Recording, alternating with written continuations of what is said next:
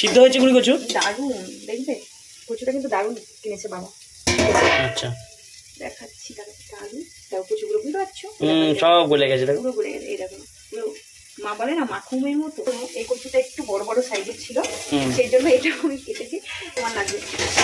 বাবা তরকারি বলছে খুলে দিচ্ছে যে রাজু খাও। কি গো বৌরানী, রান্না কত দূর? এটা হচ্ছে, কি হচ্ছে এটা? এটা লোটে মাছ, লোটে মাছের মানে গ্রেভিটা হচ্ছে। ও আচ্ছা আচ্ছা আচ্ছা। তা লোটে মাছ কি এখনো দাওনি? কাঁচা কেন? কাঁচা কেন? হ্যাঁ কাঁচা লোটে মাছ আছে তো। ও আচ্ছা, কাঁচা লোটে মাছ। তা রান্না কিভাবে? ভাজলে তো ভালো করে না ভাজা যায় না। আচ্ছা লোটে মাছ তুমি তো জানবে না কোনোদিনও। আচ্ছা সেই জন্য কাঁচাই রান্না করি, তুমি খাও বুঝতে পারো না, তাই না? ও তাই, জানলাম তোমার এখানে এসে। আর আলু ওটা রাখা আছে, ভাজা আলু? আলুটা ভেজে রেখে দিয়েছি, এবার মশলাটা কষিয়ে নিয়ে আলু দিয়ে। আর ওটা ডিম কি করবে? ডিম ভাঙা নাকি? এটা দেখে খুশি হলাম। আমি জানি তো। আর ডিম ভাজবো। আচ্ছা। আর আরেকটা রান্না হয়েছে। আচ্ছা সেটা হচ্ছে দেখাচ্ছি তোমার,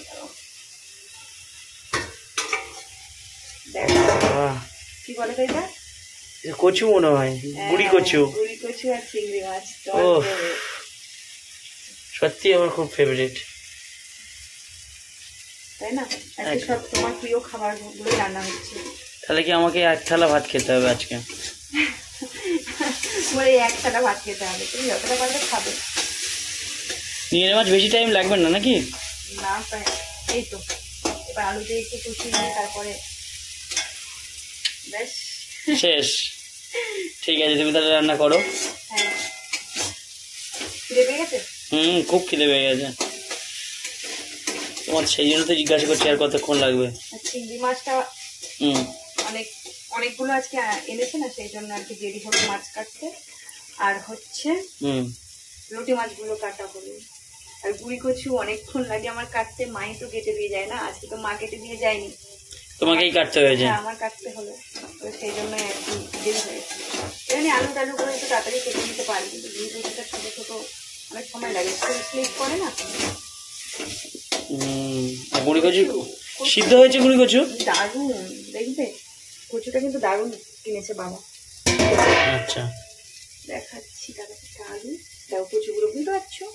সব গলে গেছে, দেখো পুরো গলে গেছে। এই দেখো পুরো মা বলে না মাখুমের মতো, পুরো মাখমের মতো গলে গেছে নাকি গুড়ি কচু? হ্যাঁ সত্যি কচুটা খুব ভালো।